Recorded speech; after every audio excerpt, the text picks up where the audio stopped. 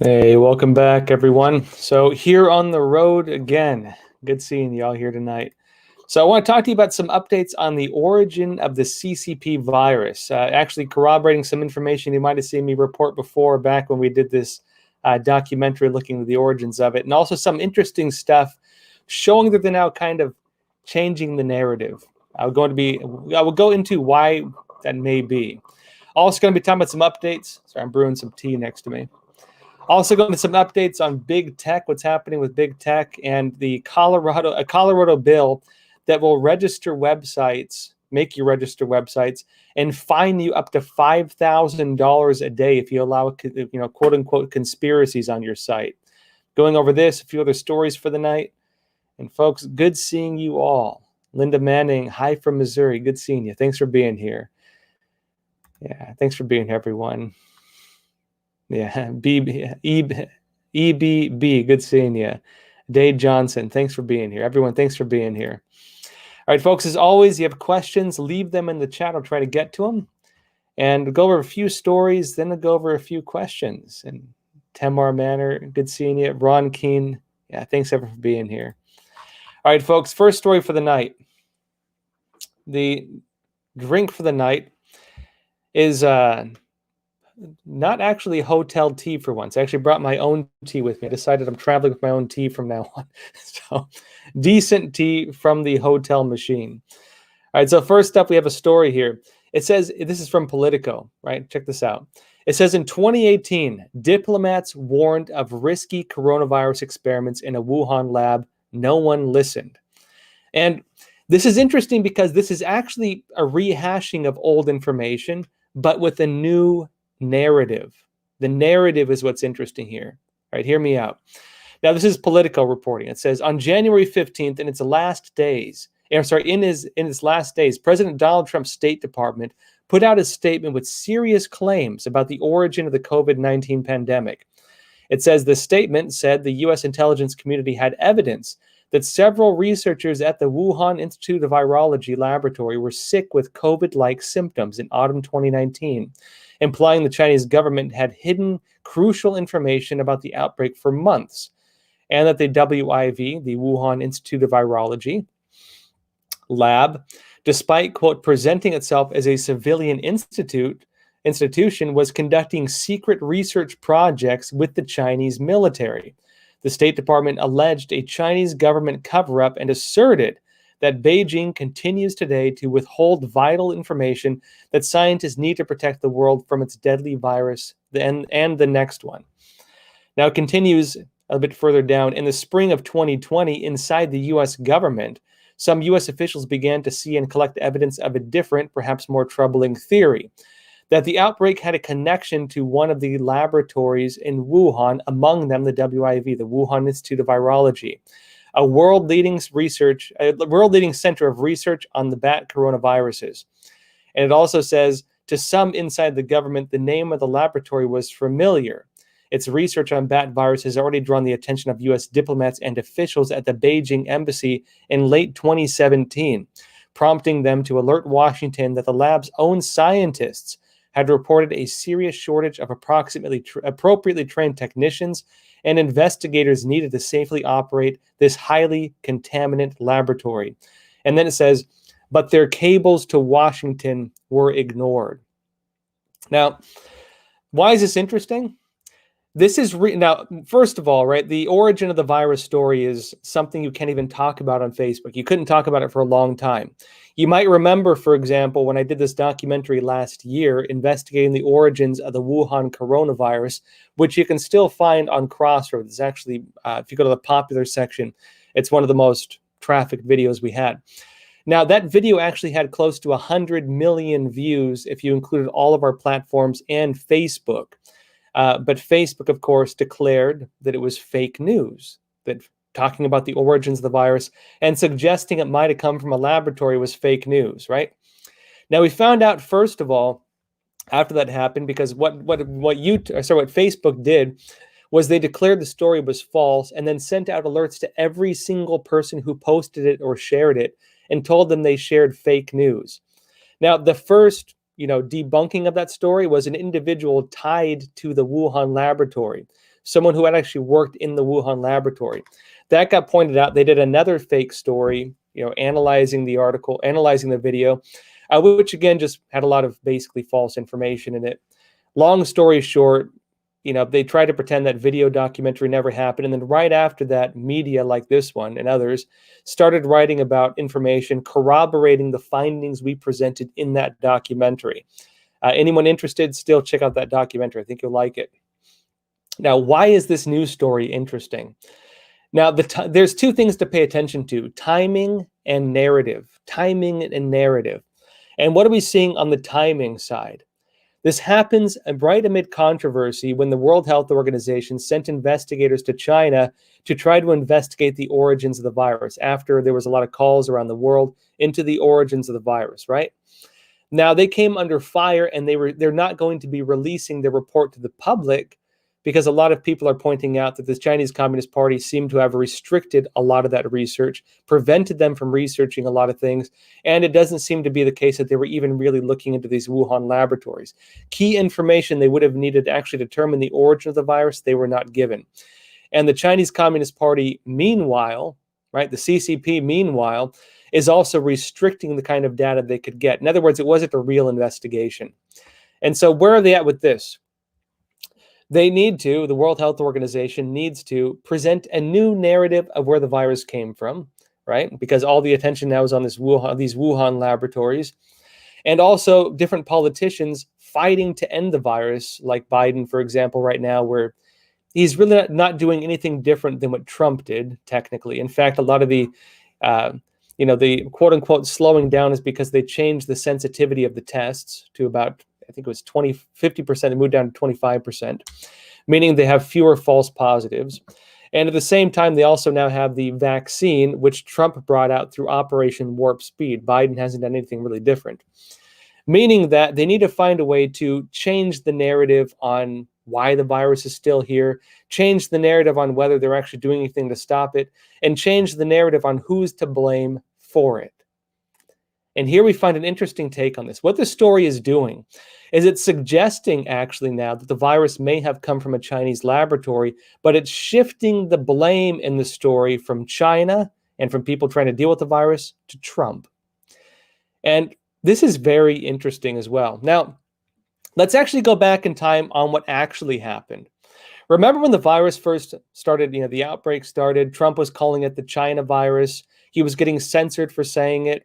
At the time, too, I published my documentary. I got censored for suggesting it came from a laboratory or suggesting it might have leaked from a laboratory, where anybody who is questioning the World Health Organization could have their articles censored or their content blocked by YouTube and Facebook and other platforms. Well, it turns out that narrative may be the right one. And media now are starting to acknowledge this. Mainstream media now are finally starting to acknowledge it, right? As we're seeing with this political story and as we saw with other stories like it. At the same time, what else happened? Remember when Trump was talking about how we need to make a lockdown with China because the virus was coming from China? And you had Nancy Pelosi, other Democrats celebrating in Chinatown, pretending like, getting on Trump for suggesting it came from China, calling him racist for calling for lockdowns. That was what Trump was doing to try to stop the virus from spreading. And now that information's coming out that Trump may have actually been right about this, including on the possible origin of the virus, they're now trying to change the narrative by rehashing old information and trying to suggest that Trump himself may have been responsible for it because he wasn't listening to information coming out within their own networks, suggesting that the lab origin theory may have been the correct one. And this is a real wild switch in narrative because these same news organizations would have called you fake news and called you conspiracy theorists and tried to get you censored had you said this before, as they tried doing against the documentary we published. And so a very big, bizarre shift in narrative. And really the trajectory of this, very likely, is they're going to, here's the thing. Step back one more drop. Whenever you have a big narrative shift coming out, whenever there's a big story coming out, what you'll often see is that news organizations break the story early or write stories talking about it a bit early in order to set the narrative, set the perception of how the story will be interpreted. And so this story right here is presenting the idea that very likely this virus came from a laboratory in China, from the Wuhan Institute of Virology, right? They're suggesting that in this story. They're providing evidence that that is the correct story, but the narrative tying that information together, right, is suggesting that Trump himself was the one responsible for it because he did not do anything based on what the warnings were saying. And of course, that's a false narrative because Trump was doing more than anybody based on that same narrative and was getting called racist for doing so. So the way this is heading, it looks like they're preparing for information coming out. Unclear what that information will be. They're setting up the narrative that it came from the laboratory. We'll have to see what happens. But they're also suggesting that the narrative, once it does come out, will be that it's Trump's fault because they had internal information that he didn't act upon, which is not true. All right, let's move on to another story. Then I'll jump into some questions. Now, this is a crazy one. This is from Colorado, what's happening there right now. So I'm not sure if y'all are aware.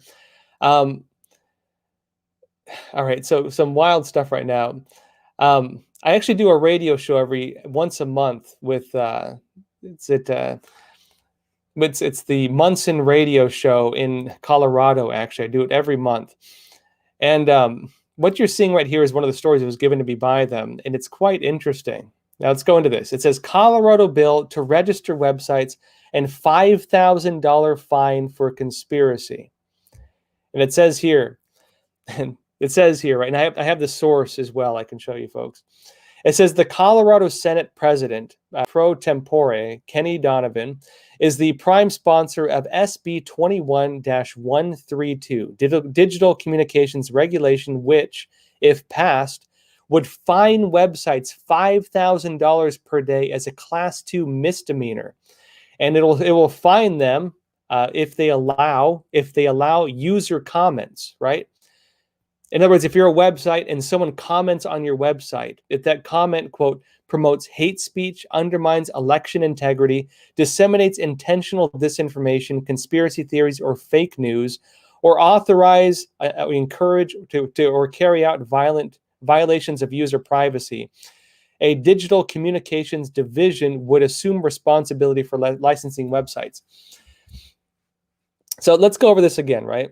Let me just finish this up. It says, not only does it reveal plainly in writing and an official government document the intent of some legislators to outlaw all free speech and thought that they disagree with, it is an embarrassment to the state of Colorado that will discourage tech companies from locating here.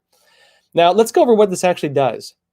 It will force websites to be registered with the local government. In other words, the government will be the one regulating the websites. And if there are comments from users on those platforms that promote hate speech, and how do you define hate speech, right? What is the definition of hate speech, right? You tell me. Is there a definition of hate speech? Is supporting Antifa hate speech? Is criticizing, for example, white people hate speech? Is, criticizing Christianity or people's religious beliefs, is that hate speech? Typically not. So who defines hate speech, right? But if they promote hate speech, undermine election integrity. What is it to undermine election integrity? Does that mean questioning the integrity of the election when government officials change election laws by bypassing state legislatures? Would that be undermining election integrity?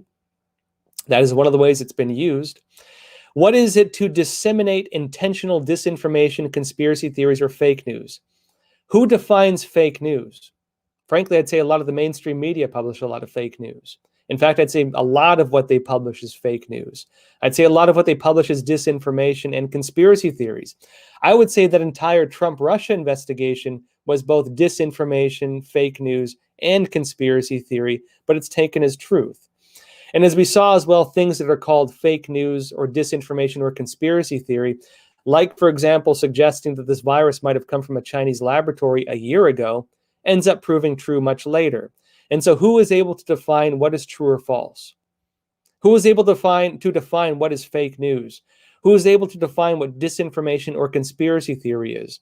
You are allowing a local government now to make that determination under this bill if it's passed. And it will also fine these websites $5,000 per day if they authorize, encourage, or carry out violation of users' privacy. What does that mean? Does that mean that if you dox someone, you'll get charged for it? Does that mean, for example, if Antifa shows up at someone's home because they release their information, they'll get charged for it? Does it mean that if you're someone who gets attacked by cancel culture and they come after you and try to get you fired from your job, that they'll be fined for that? Probably not, because we haven't seen that happen. Very likely this means that anybody trying to release information on individuals who should be investigated, like public officials, government officials, business leaders, so on, that you could be charged with a class 2 misdemeanor if you just allow comments like this to exist on your platform. What does this mean? It means that under this law, free speech will not be allowed on the internet if this is passed. And keep in mind, too, this is just in Colorado. This is a Colorado bill. The problem you have here, though, is that as they pass these things, oftentimes other states start adopting similar legislation. And if they can get it passed there, typically the other states will see that it's done, and they may start considering it also. And in addition to this, what it'll also do is it will establish a digital communications division that would assume responsibility for licensing websites. This means the end of internet freedom if this is passed, and the end of free speech online if this is passed. This is a bill currently in place in Colorado. All right, folks, let's jump into a few questions, then I'll go over some more stories. This is from the one and only Pinky, and it's good seeing you on as always. He said, can anything be done about the Supreme Court? Do they answer to anyone? If they have gone rogue, is there nothing that anyone can do? So, folks, I'm sure you saw the recent stories. Remember how we were talking about how the Supreme Court was scheduled to hear different trials on election fraud, including from the Trump team, from Lin Wood, and from Sidney Powell? All three of those have been tossed out by the Supreme Court. Tossed out without any reason given. Meaning, this was not based on evidence. It was not based on reason. It was not based on anything they're informing people publicly of why they did. They tossed them out without giving a reason. Now, if we understand why they did that, now I won't go over this too deep, but I said this last time, and I'd say it again. If, for example, they really believe their own narratives, if they believe that insurrectionists are becoming at risk of becoming domestic terrorists, if they believe that disinformation about the elections and election fraud and Trump spreading rumors about it has inflamed half the country and that 74 million people don't trust in the integrity of our systems anymore. If they believe that, as we said here, that spreading disinformation about election fraud is something that is damaging to the country and that websites should be fined $5,000 for even allowing people to discuss it on their platforms.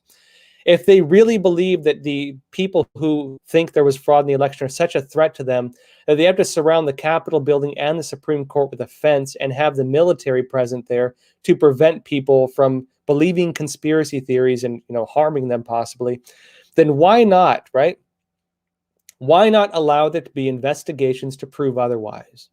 Why not allow the Supreme Court to look at the evidence, go through the evidence, and publicly tell the whole country that this is false and there's nothing to see here? Would it not be in their interest to do that? Would it not be in their normal interest to allow that hearing to take place? And so the question is, why did they toss it out? Why did they throw these out, right? Now you're asking, do they answer to anyone? It doesn't seem to be the case that they're answering to anybody. The American system has three branches of government: the legislative branch, the Congress, the executive branch, the president, and the judiciary, which would be the courts. And here we see the courts, the legislature, and the office of the president seemingly controlled by the same basic ideologies and unwilling to look at information from the other side. And so I do say it's pretty concerning right now. Another question here.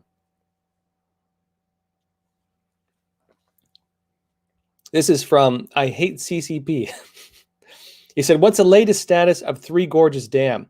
I was hoping its collapse would have ended CCP already.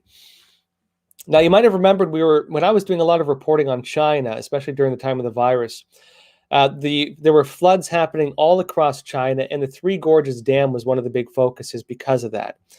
There were concerns within China that the integrity of the dam was failing. There was visual evidence of the dam in the process of what seemed to be failing.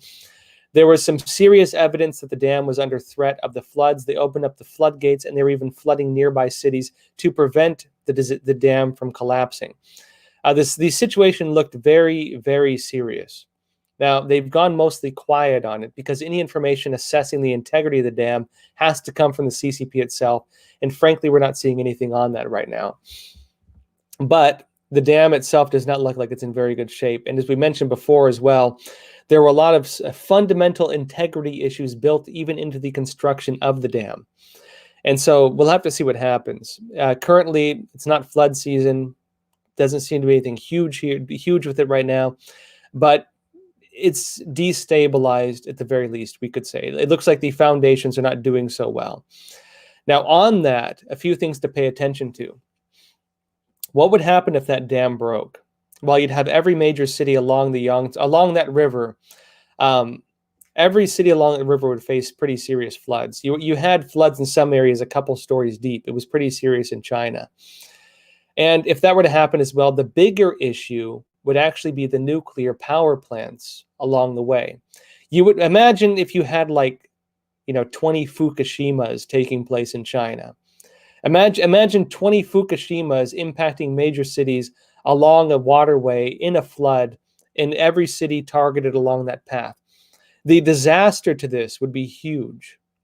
The disaster with that would be massive. And yes, the Chinese Communist Party is facing that disaster, and it's terrible when you think about the impact it could have on the Chinese people. Let's see, another question here. He said, this is from N. He said, hey, Josh, have you heard of Event 201? I have not heard of Event 201, but I can look into it. I'll make a note of it. All right, folks, let's go into a couple more stories for the night, then we'll go to a few more questions. Now, you might remember another story we had recently about Steven Crowder, who does this YouTube show, right? Louder with Crowder, that his lawyer now is considering suing Twitter over reasonless account suspension. And it says here, this is from the Epoch Times. Bill Richmond, lawyer of conservative talk show host Steven Crowder, is considering a lawsuit against Twitter, saying the social media company's suspension of Crowder's account amounts to anti-competitive behavior and false advertising because Crowder has yet to be given a reason for the suspension. Crowder was blocked from accessing his Twitter account with 1.2 million followers on Tuesday morning because it, quote, violated Twitter rules, according to an image of an email from Twitter that Crowder presented during his March 11 show. And it notes as well that last month, Crowder announced that he's suing Facebook over, quote, unfair competition, fraud, false advertising, and antitrust. Now, why does this matter? Because this is bypassing the entire argument over, say suspending someone for political bias and so on. This is talking specifically about them, talking about maybe suing them because they censored them without giving a reason for doing so. And on the same grounds, they're also suing Facebook currently as we speak, for unfair competition, fraud, false advertising, and antitrust. And really, we're going to be very likely to see more lawsuits like this. Now, whether they can succeed or not, that's yet to be seen.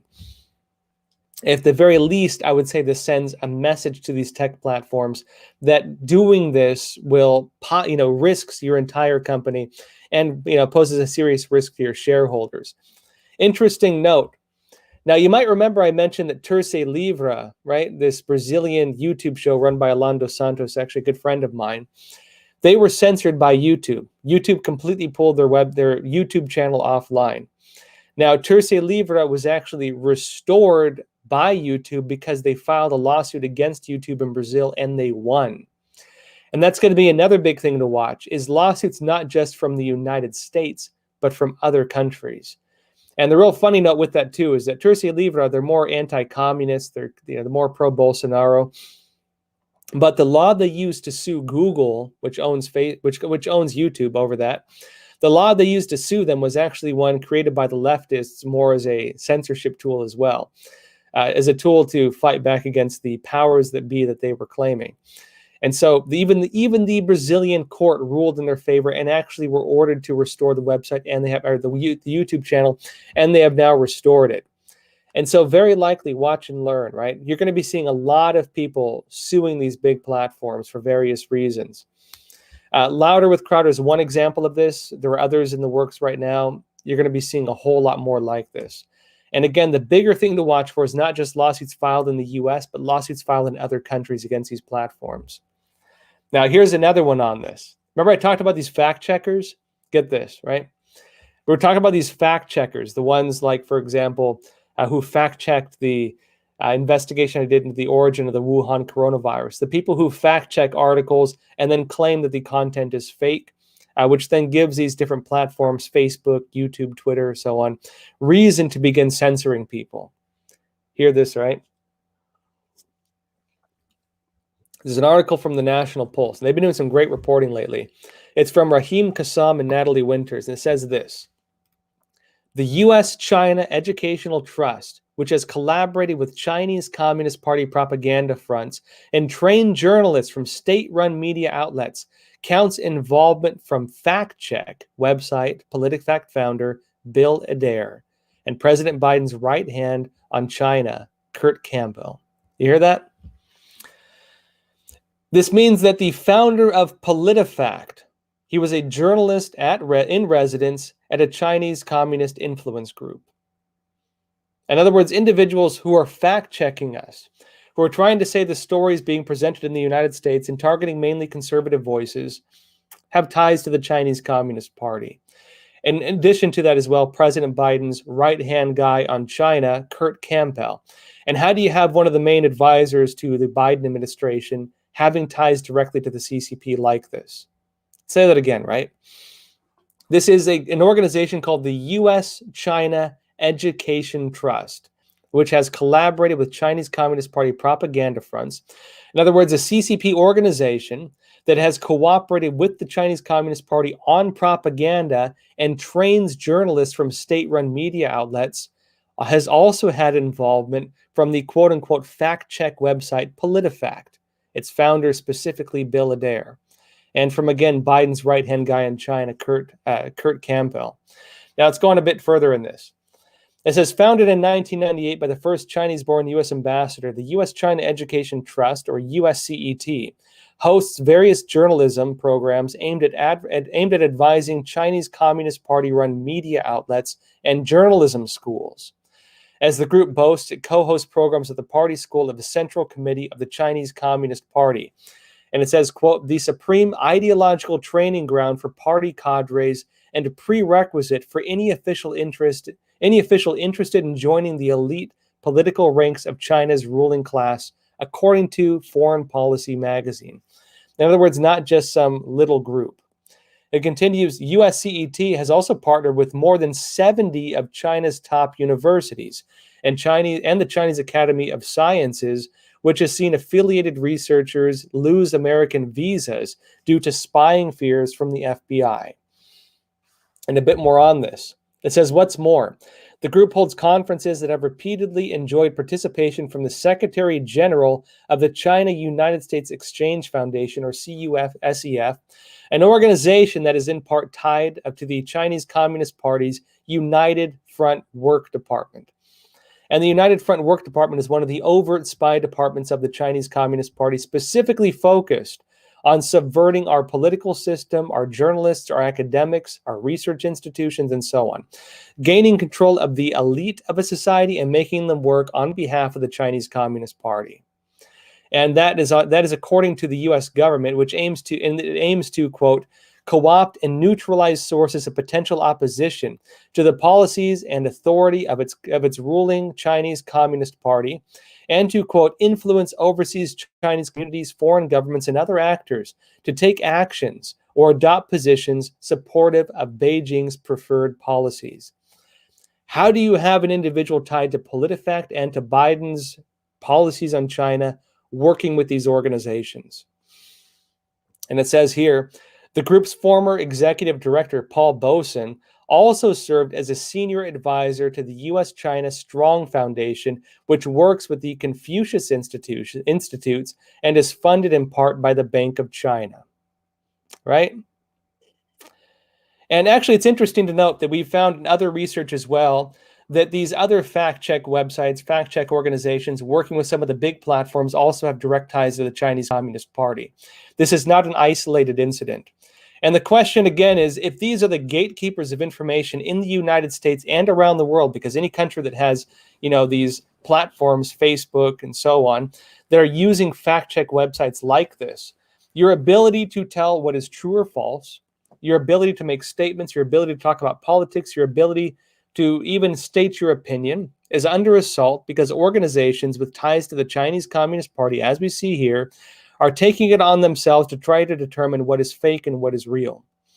And as we mentioned just before, that bill in Colorado, there are different politicians in this country that are looking to censor you and even fine websites for allowing you to speak on them if they present information that these same organizations claim is false. And so which country then is dictating what you can or can't say if this is happening? Which organization is dictating what is true and what is false and what you're allowed to say if that goes through? It's China. This is a way for the Chinese Communist Party, through its networks of influence, to affect free speech in this country. And again, to do so with organizations that are tied to its efforts to control our political systems, meaning there is a political motivation behind it. And I'd say it's quite concerning. Now, another part of this too, important to note, for the Chinese Communist Party, operations like this are also warfare. They have, for example, what they call the three warfares doctrine. The three warfares doctrine is psychological warfare, media warfare, and legal warfare. And what are these? Psychological warfare is the war of narrative. It's not necessarily true or false information. It is changing the way you interpret information. In other words, the narrative that you form on top of accurate information. We mentioned, for example, that Politico story just a bit ago, talking about the virus possibly coming from China, but trying to make the narrative that Trump is to blame for this, right? Trying to make the narrative that Trump is to blame for it. That is psychological warfare. That you and I can look at the exact same set of information and come to wildly different conclusions looking at the same set of information. That is the war for the narrative. And that is what the Chinese Communist Party would call psychological warfare. And other organizations in the world, intelligence organizations who work on this. Psychological warfare, worldview warfare. The other thing they have is called media warfare. Again, part of the three warfares doctrine. Psychological warfare, media warfare, legal warfare. Media warfare is the control of all outlets of information. That does not just mean news websites, which they also influence. As we mentioned previously on this show, they even invited journalists from every major media organization, just about every mainstream news outlet, to these paid dinners tied to CUSEF and to the United Front. CCP subverts these organizations, right? Media warfare is not just news organizations, though. Media warfare is also social media platforms. It's operations, ironically, like this, like controlling fact checkers who can be the gatekeepers of information. That is media warfare. It's also, for example, controlling what can be said on social media, which also ties to fact checkers and censorship. And it also ties to even influencers who dare question the narratives being presented, which is why these organizations do hit pieces on influencers. And also why they target them through the United Front so they can control what they can or can't say. That's what you're looking at with this. And legal war for the last of these is the control of the legal systems and the manipulation of legal systems in order to sue people, silence people, so on. Keep battles locked in the court system so that it doesn't happen on the streets. That's the idea of legal warfare. And the Chinese Communist Party now we see is directly involved with some of the, media censorship taking place on U.S. soil through this.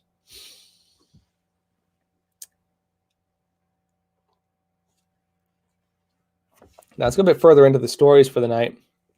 Another story here I want to talk about. This is from Senator Scott, Senator Tim Scott. He's a Republican. He said, woke supremacy is just as dangerous as white supremacy. And this is an interesting shift in this entire narrative, right? This is taking something and turning it on its head. And he says this here. It says, Senator Tim Scott has denounced the current left-wing attack on black conservatives and a focus on being woke, saying the concept is harmful and as detrimental as white supremacy.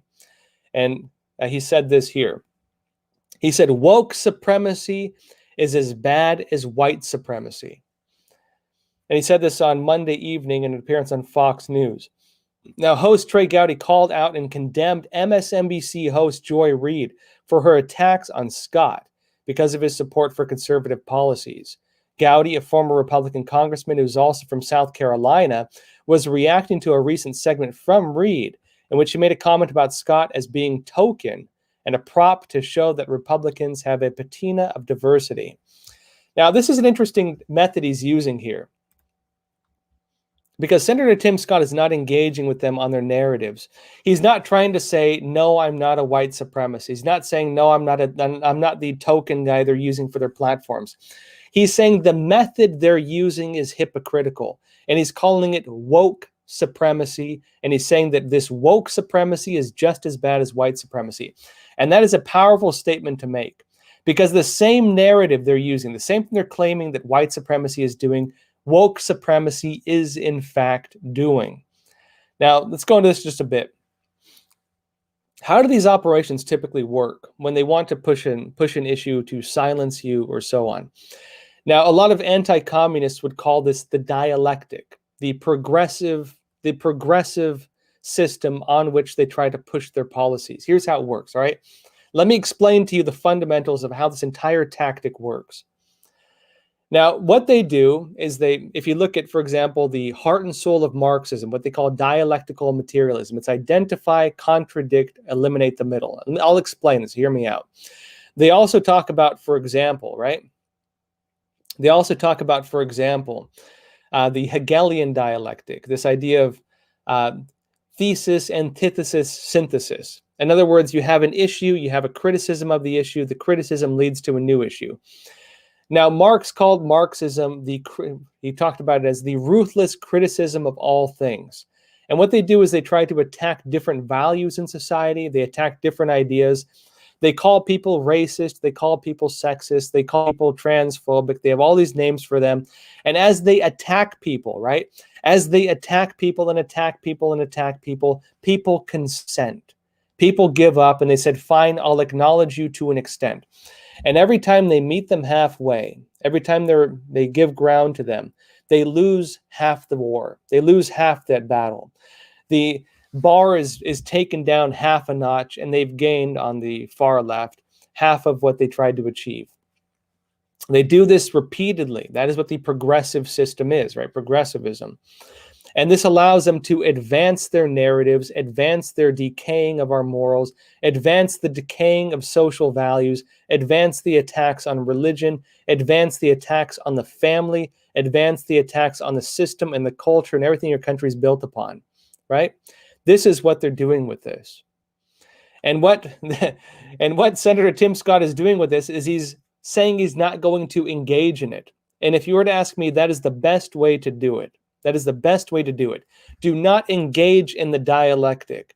Do not engage in the surface narratives. If they come at you saying you're one of these things, say, I'm not going to engage in this nonsense political tactics because I think the policy itself is being pushed by totalitarians and big business because they want to take away our rights. And I'm not going to engage in any of these nonsense narratives that are being pushed.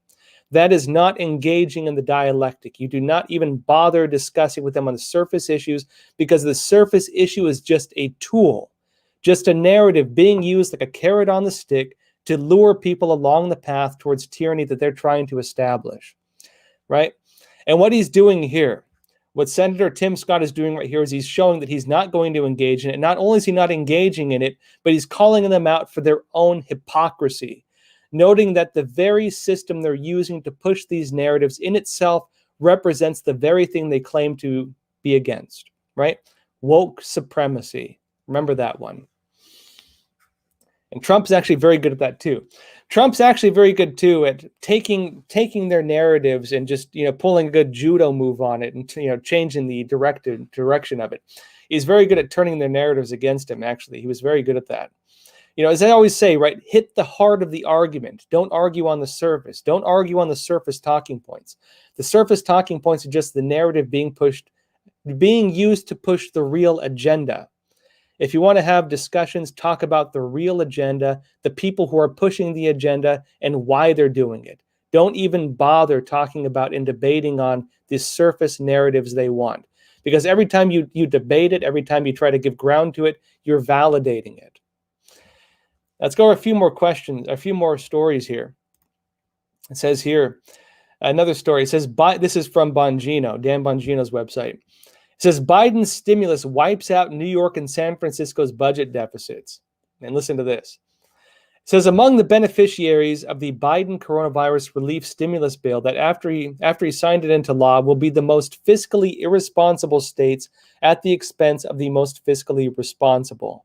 New York, which has seen an exodus of citizens and businesses due to their high taxes and spending, among many other issues, will secure $23.5 billion in funding from the stimulus. The funding is enough to cover all of New York's budget deficit, with Governor Cuomo saying in January that the $15 billion would be enough to restore their budget deficit for this year and next. 2 years bailout. And they're not the only ones. It says here, the liberal mecca of San Francisco in particular stands to have 2 years' worth of their budgetary troubles eased at your expense. As the San Francisco Chronicle reported, quote, the federal stimulus package likely to be signed by President Biden this week will erase the majority of San Francisco's projected $650 million budget deficit over the next 2 years, saving City Hall from having to make painful service cuts and layoffs for now. While the federal stimulus is a boon for the economy in the short term, it will not solve all of the city's financial woes. San Francisco, its ultimate recovery heavily depends on how quickly parts of the local economy bounce back, from tourists visiting the city to employees returning to downtown offices. And what are we seeing here? This is a bailout package. This is the same thing Obama did after he bailed out the banks during the financial crisis back in 2008. It's the same type of bailout package you had being done by, again, Obama, bailing out the banks for failed policies, for bad decisions, for things that they themselves did wrong. And this is really how socialism works. It subsidizes failure. Things that are failing, things that do not function, things that do not work, instead of letting them fall, instead of making them reform, forcing them to reform, forcing them to cut their budgets, forcing them to get rid of programs that are not sustainable, forcing New York, for example, to stop providing free health care to undocumented or illegal immigrants, for example, at the taxpayer's expense, forcing them, for example, to cut the size of the government, forcing them, for example, to stop making bad fiscal decisions at the cost of Americans. Rather than forcing them to change, what they've done is they've bailed them out using your money, using taxpayer dollars. And this is taxpayer dollars being used from states that are not failing. This is taxpayer dollars from states that are basically functional, bailing out states that are not functional, and again allowing them to continue these socialist policies that are not sustainable. This is how these things work. Now, another story here. It says Biden mulls funding infrastructure plan with tax hikes, corporate tax cut rollouts, and new fees. And this is how they're planning to basically deal with this. Epoch Times reports President Joe Biden is considering tax hikes, new fees, and corporate tax rollback, right, to pay for the infrastructure plan that is now taking shape, according to White House Press Secretary Jen Psaki, and a California Democrat familiar with discussions on the matter. And hear this again, tax hikes, not just corporate, tax hikes. In other words, you and I are going to pay for this. Now it continues. Biden floated a $2 trillion infrastructure bill while campaigning, $2 trillion. But his administration has so far declined to specify a price tag.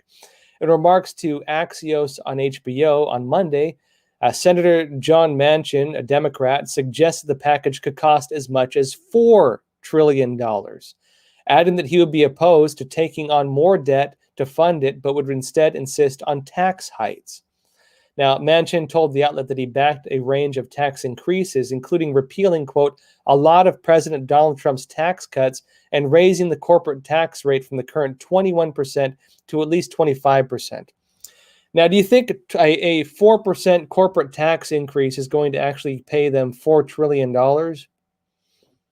And if it doesn't give them $4 trillion, where do you think that money is going to come from?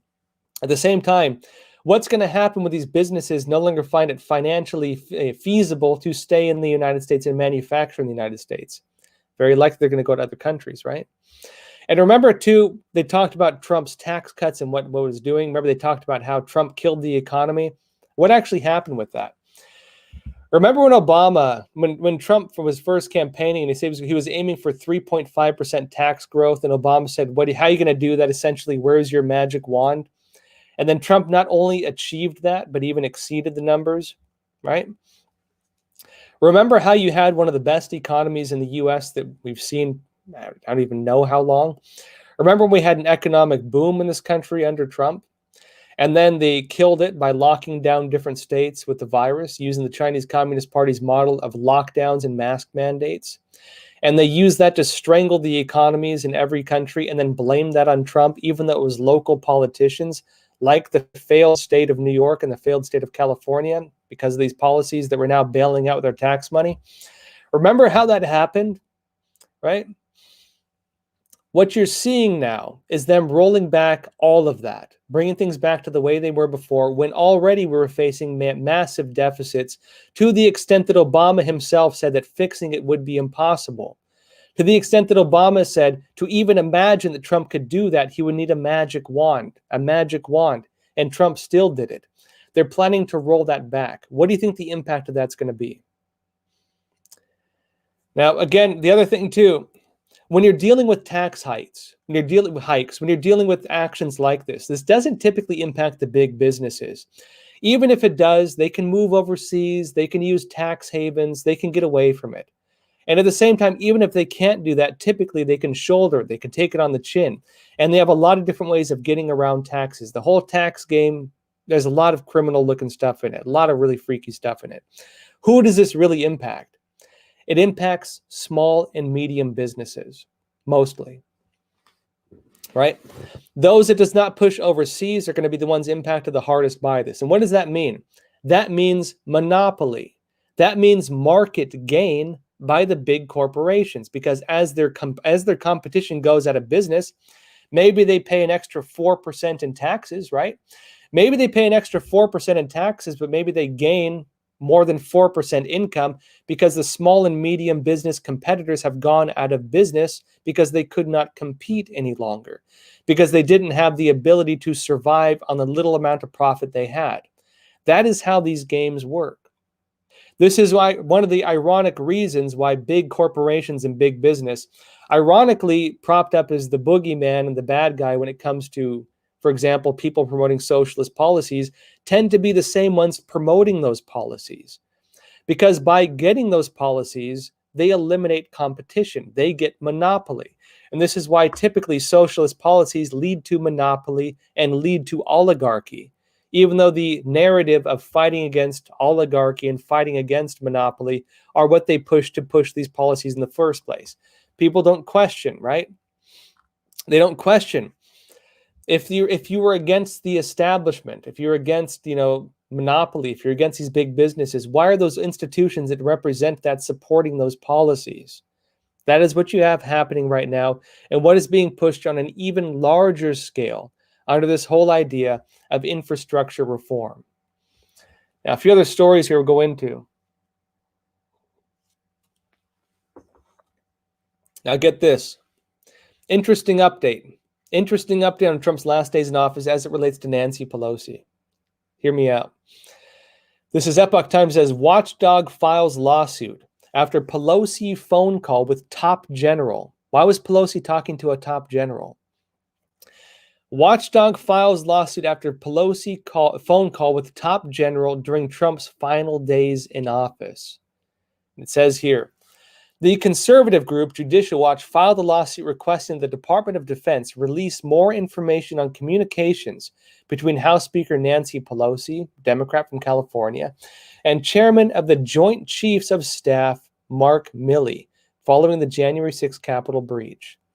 Judicial Watch said in a news release that it filed a Freedom of Information Act, a FOIA lawsuit, in the U.S. District Court for the District of Columbia after Pelosi acknowledged a phone call with Milley in a January 8 letter to her Democratic colleagues that was posted on her website. Now, the speaker at that time, the speaker said at that time that she spoke with Milley to talk about, quote, preventing an unstable president. She was talking to the head of the Department of Defense about the head of the Joint Chiefs of Staff. She was talking to the head of the Joint Chiefs of Staff about preventing an unstable president, which then referred to Donald Trump because he was the president, and his control of the nuclear codes. And Pelosi said this. She said, quote, the situation of this unhinged president could not be more dangerous, and we must do everything that we can to protect the American people from his unbalanced assault on our country and our democracy. How is that not trying to overthrow a duly elected president? How is that not considered a coup when you have Nancy Pelosi, right, calling up the head of the Joint Chiefs of Staff and talking to him about trying to remove the president or remove the powers of the president, right?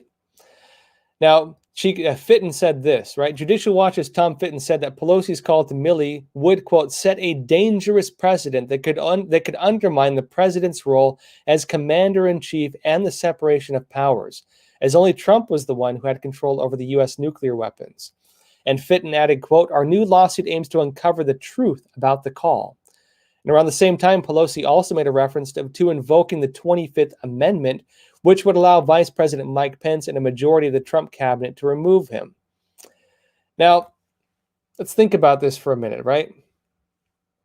Other than her trying to contact the Department of Defense to challenge the powers of the president, to remove Trump's powers while he was still in office, while at the same time talking about invoking the 25th Amendment and trying to get the vice president and Trump's cabinet to also remove him, from taking actions to remove the president of the United States from office, including collaborating with the U.S. military while doing so. What would you call that normally, right? Wouldn't you call that a coup normally? How is that not a coup, right? There's not just military coups. There's not just armed coups. There's also unarmed coups. How is that not a coup? When you have again, one of the top Congress people in this country talking to the Department of Defense and using other channels to try to remove the powers of the president. How is that not a coup? And at the same time, trying to accuse Americans, the American people, of doing the same thing, right? And at the same time then, as well on this, right? At the same time as well on this, after Biden gets elected, they try to do the same thing to him, which suggests that what's the real motivation behind them trying to remove the powers of the president in terms of being the sole authority, right? In terms of being the sole authority to use nuclear weapons. Why are they trying to change the powers of the president? Why are they trying to pull away the powers of the president, whether it was Trump and now Biden, when it comes to the ability to mobilize the military? What's the real motivation behind that? Why are they trying so hard to do this if they did it both under Trump and under Biden? This suggests that their concern is neither Trump nor Biden on that particular note, and instead some kind of power or some other reason that they're using to try to strip the president of those powers. Something different is up, I would say, right? Another story here. The House passed a gun control bill that expounds background checks on firearm sales. They're moving forward with this. Let's go over it. Epoch Times reports, the House of Representatives on Thursday passed a bill expanding background checks on individuals who are seeking to purchase or transfer firearms, as top Democrats have vowed to reintroduce gun control measures, gun restriction measures. Now, Representative Mike Thompson, who sponsored the measure known as H.R. 8, as Senator Chris Murphy, also introduced the champion bill in the upper chamber, said this: the bill is a critical step toward preventing gun violence and saving lives, according to them. The bill, titled the Bipartisan Background Check Act of 2021, passed 227 to 203, mostly along partisan lines. But it did receive 8 Republican votes and 1 Democrat vote against it. 5 Republicans co-sponsored the bill along with several Democrats. Now, According to a summary of the legislation, it will, quote, utilize the current background checks process in the United States to ensure individuals prohibited from gun possession are not able to obtain firearms. Currently, any firearm purchased at a retail store or online has to go through a background check and has to involve a licensed firearms dealer with a federal firearms license known as an FFL. Specifically, H.R. 8 would require background checks for private sales. Now, the House recently passed another control measure, which is H.R. 1446, which allows for the FBI to indefinitely delay background checks. Meaning that, get this, right? They passed a bill that will let the FBI indefinitely delay background checks. And at the same time, they're pushing another bill that will utilize the background checks process to ensure individuals prohibited from gun possession are not able to obtain firearms. Meaning they're doing things to manipulate the background check system, one, to expand it, and two, to ensure that if background checks happen, the FBI can block them from ever going through. Meaning they can prevent people from buying guns if they use this method and if they use the FBI to restrict gun purchases for whatever criteria they decide to use indefinitely. Currently, there's a 3-day default transfer window. That measure was introduced by Representative Jim Clyburn. And this comes also as House Speaker Nancy Pelosi and Senate Majority Leader Chuck Schumer on Thursday said they would reintroduce other gun control measures. And President Joe Biden's administration also expressed support for such measures in recent days, meaning they're moving forward with this and they're doing so quickly, right?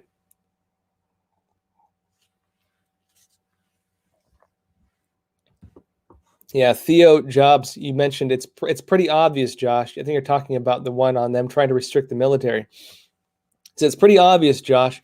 She has inside information about China attacking U.S. interests. U.S. has many obligations around the world. China isn't going to wait. And that's true. In fact, you even have the Chinese Communist Party talking about mobilizing and preparing for war in their own words right now. The Chinese Communist Party is training and mobilizing to prepare for war in their own words. Directives from the top of the Chinese Communist Party as we speak. And so if that is the case, if the Chinese Communist Party is preparing its military for war, why is our Congress right now trying to restrict the powers of the president to respond to that? Why are they trying to remove the powers of the president to respond to a war? Maybe something else is happening? And as I noted too, the Chinese Communist Party's main strategy for the United States is what you call it's called the Assassin's Mace program. It's also translated as a Trump card program. And basically, it's a surprise warfare operation. The idea would be to, within 2 to 3 weeks, bring the United States to its knees. Meaning that if you have a system of bureaucracy in place and you can't rapidly respond to it, we're going to lose. Why are they doing that right now? Right? You tell me. And here's something on that. Right, another story here. It says war games showed U.S. would lose fast against China if it invaded Taiwan, according to a U.S. general. And it says here, this is Epoch Times reporting, a Chinese invasion of Taiwan would be devastating to the U.S. military as a result of Beijing's aggressive military deployments in recent years, according to a U.S. Air Force general. The outcome was based on classified Pentagon war games carried out over the years, said Air Force Lieutenant General S. Clinton Hinote in a recent interview with Yahoo News. He said the U.S. forces were losing more quickly in recent simulations after taking into consideration the Chinese regime's new military capabilities. In addition to this, another story, Iran's Quds force linked to blast near Israel embassy in Delhi, reports say. And this happens as Biden's talking about negotiating with Iran, possibly removing the sanctions on them, we'll have to see, while at the same time putting sanctions on Saudi Arabia over the killing of a journalist. Here you have Iran being linked to a blast near the Israel embassy in Delhi. Is he going to sanction them because of that, as he's doing now to Saudi Arabia? And at the same time as this too, another story, Putin warns against U.S. retaliation over alleged SolarWinds hack. In other words, the Biden administration is looking to poke the hornet's nest of Russia amidst all these other conflicts. And so, as you have Iran engaging again in terrorist attacks. As you have again the Chinese Communist Party talking about preparing for war, assessments that the U.S. could not defend Taiwan.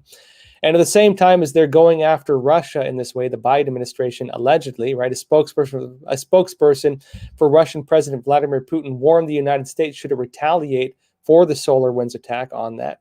Why is Congress right now trying to remove the powers of the president to mobilize the military and respond rapidly? Why are they doing that? Right, serious questions to consider, folks. Anyways, times we're living in. All right, folks, it's getting quite late, and I'm traveling right now. I'm actually in South Carolina. I was speaking at an event and doing some interviews here. Going to have some interviews published on this. Folks, again, I'm going to be covering all these stories as they develop going forward. And as always, enjoy talking with all of you. Quite a lot happening and quite a lot not being talked about by most of the media. So, again, folks, I'll be doing these live Q&As Sundays, Tuesdays, and Thursdays. So be sure to tune in. And folks, again, I'll see you on Sunday, 10:30 p.m. Eastern Time next. As always, too, folks, if you can, please don't forget to like and subscribe. It really does help this channel. Also, consider telling a friend or family member about Crossroads. It does help us quite a bit. And we have some interesting stuff in the works, which I'll keep you updated on very soon. Right here. Just wait. You're going to like it. Guarantee it. All right, folks, as always, please take care of yourselves. That said, of course, as always, stay informed and stay free. Thank you.